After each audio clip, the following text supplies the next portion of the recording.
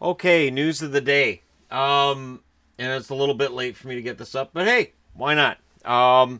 Cassian's come out and said he didn't request a trade. You know what's weird about this though? He said that when he wasn't playing last week, his agent contacted the team to find out why. So maybe he didn't exactly ask for a trade, but when your agent's calling the team to go, hey, what's going on? That's kind of weird because your coach is right there. Why aren't you going to the coach? Why don't you approach the GM yourself if you have a good relationship with the team? I would think that's what a player does. Let me know in the comment section below if it's standard for an agent to ask a team why you've been scratched. Because that sounds like a little bit of an overreach here. The Canes have 3 active goalies, so they have not made a decision, and they may carry them for a while, is the rumor. And Darling is starting tonight, so if Darling plays really well for the next few games, it'll make it easier for them to cut one guy or the other. So Finland, part of the global series, Line A is front and center in everything that's talking about Finland. Barkov's there too, right?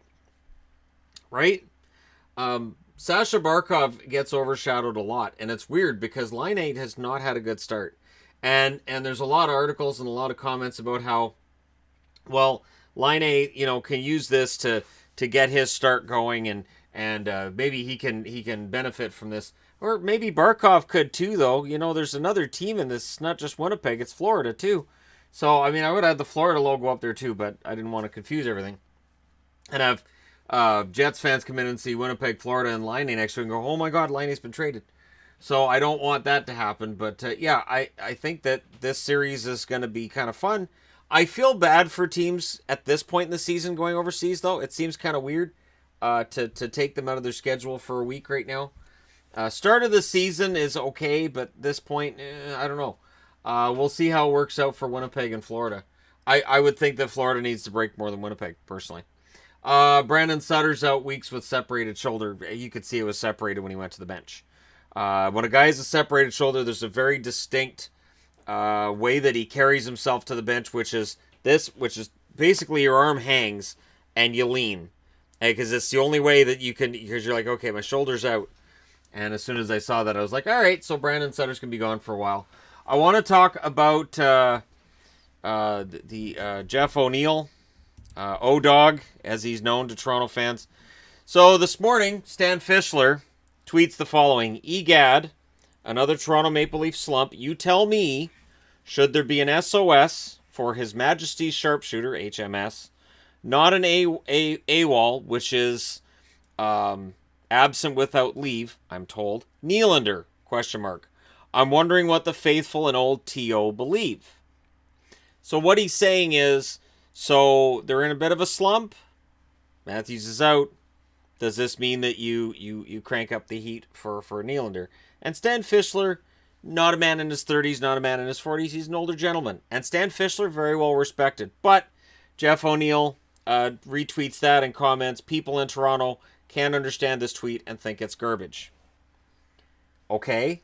And then now last I saw, there were a lot of Leaf fans going on there telling him how old he is. Now he should be retired, and how stupid he is, and how dare anyone question the Maple Leafs, and they've only lost one game, and what are you talking about, slump?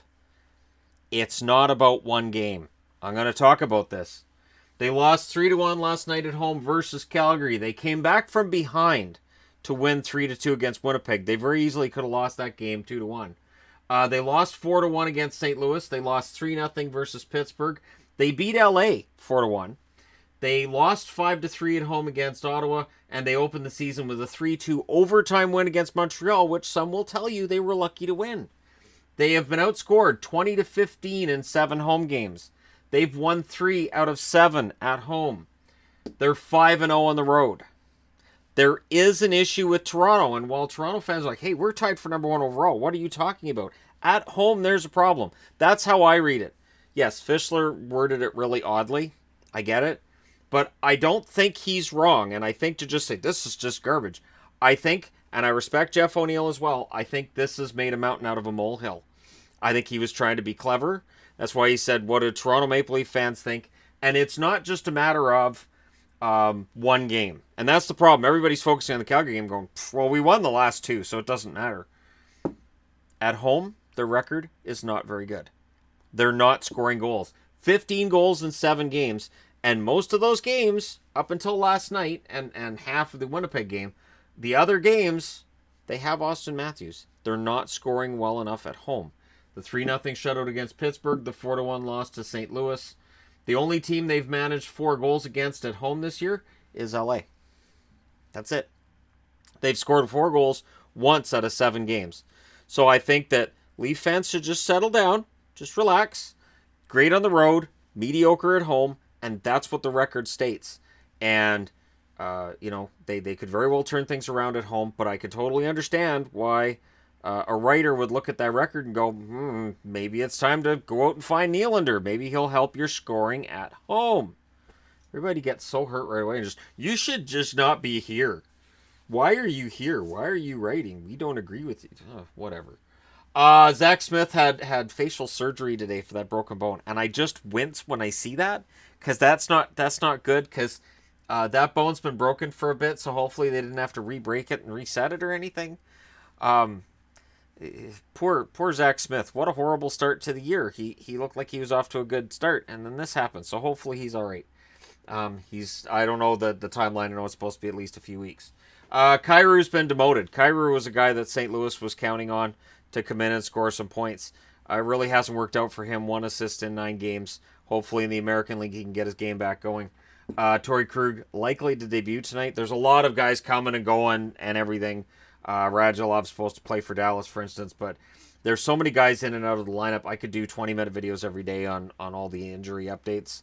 So I just try to hit the ones that, in this case, it would be Krug's making a return for the Bruins and hopefully giving them that scoring off the blue line that they really haven't had with him and McAvoy both out. McAvoy can play tonight as well, but I don't think he will. Krug probably makes his debut, but again, this is a probably, and goaltenders, it looks like you're going to have a night of backups tonight.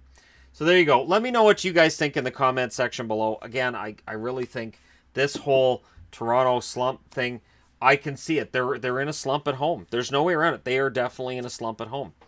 On the road, they're great. At home, not as much. So there's an issue. But let me know your thoughts in the comment section below as always. Don't forget to hit like and subscribe if you're browsing your way through. You just happened upon this video. And thank you guys so much for watching. I'll talk to you again soon.